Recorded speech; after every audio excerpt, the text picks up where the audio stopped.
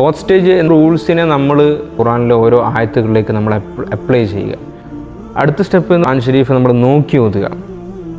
അതിനുവേണ്ടി ഏറ്റവും നല്ലത്, ഒരു ബിഗിനറെ സംബന്ധിച്ചിടത്തോളം ഏറ്റവും നല്ലത് ഒരു സിംഗിൾ ഖുർആൻ ഉപയോഗിക്കുക എന്നുള്ളതാണ്. നിങ്ങൾക്ക് ഏതാണോ കംഫർട്ടായിട്ടുള്ള ഖുർആൻ, അത് സൗദി പ്രിൻ്റ് ആകട്ടെ അല്ലെങ്കിൽ പാകിസ്ഥാനി പ്രിൻ്റ് ആകട്ടെ, ഏത് പ്രിൻ്റും ആയിക്കൊള്ളട്ടെ, ആ ഒറ്റ ഖുർആൻ നിങ്ങൾ യൂസ് ചെയ്യുക എന്നുള്ളതാണ്. കാരണം ഓരോ ലിപിയിലും ചെറിയ ചെറിയ വ്യത്യാസങ്ങളുണ്ട്, അതിൽ സ്ട്രക്ചറിൽ വ്യത്യാസമുണ്ട്. അപ്പോൾ നിങ്ങൾ അതിൽ തന്നെ ഓതാൻ വേണ്ടി ശ്രമിക്കുക. നെക്സ്റ്റ് സ്റ്റെപ്പ് എന്ന് പറയുന്നത്, നമുക്കിന്നറിയാം ഒരുപാട് കാര്യങ്ങളെ ഖിറാഅത്ത് നമുക്കിന്ന് ലഭ്യമാണ്. പണ്ടൊന്നും അങ്ങനെയല്ല. പണ്ടൊക്കെ മക്കത്തെയും മദീനത്തെയും ഇമാമുകളുടെ തറാവീഹിൻ്റെ ഒക്കെ ഖിറാഅത്തിൻ്റെ കാസറ്റൊക്കെ വലിയ ബോക്സിൽ കൊണ്ടുവന്ന് തരുന്നൊക്കെ നമുക്ക് ഓർമ്മയുണ്ട്. ഇന്ന് അങ്ങനെയല്ല. നമുക്കിന്ന് സോഷ്യൽ മീഡിയയിൽ അല്ലെങ്കിൽ യൂട്യൂബിലേക്കൊക്കെ പോയി കഴിഞ്ഞാൽ മില്യൺ കണക്കിന് കാര്യങ്ങൾ ഖിറാഅത്ത് നമുക്ക് കിട്ടും. പക്ഷേ ആസ് എ ബിഗിന്നർ നമ്മൾ ചെയ്യേണ്ടത് ഇതെല്ലാം കൂടി കേട്ടിയാൽ നമ്മൾ കൺഫ്യൂസ്ഡ് ആകും. കാരണം ഒരാൾ ഓരോ സ്റ്റൈലാണ് ഓതുക.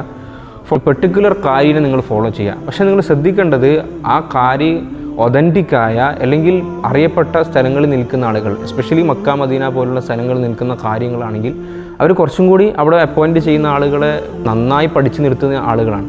അപ്പോൾ ആ ഒരു കാര്യൻ്റെ ഖിറാഅത്തിനെ നമ്മൾ നന്നായി ഫോളോ ചെയ്ത് നിരന്തരം കേൾക്കുക. നിരന്തരം കേട്ട് കഴിഞ്ഞാൽ as you listen more and more, നമ്മുടെ ശബ്ദത്തിൽ അല്ലെങ്കിൽ നമ്മുടെ ആ ഒരു വേവിൽ നമുക്ക് മാറ്റങ്ങൾ വന്നു തുടങ്ങും എന്നുള്ളതാണ്. നമ്മൾ പിന്നെ അടുത്ത സ്റ്റെപ്പ് എന്ന് പറയുന്നത് റിപ്പീറ്റ് ആൻഡ് റിപ്പീറ്റ് എന്നാണ്. നമുക്കറിയാം ഏതൊരു കാര്യത്തിനും സക്സസ്സിലേക്ക് ഷോർട്ട് കട്ട്സ് ഇല്ല. നമ്മൾ റിപ്പീറ്റ് ചെയ്തുകൊണ്ടിരിക്കണം. ഖുർആൻ ഷരീഫിൻ്റെ ആദ്യം ചെറിയ ചെറിയ സൂറത്തുകൾ നമ്മൾ തുടങ്ങുക.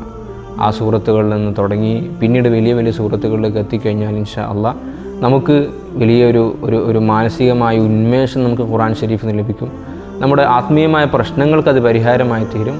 അതിനെല്ലാം അപ്പുറത്ത് അള്ളാഹുവിൻ്റെ അടുക്കൽ നമുക്ക് വലിയ പുണ്യം ലഭിക്കുകയും ചെയ്യും.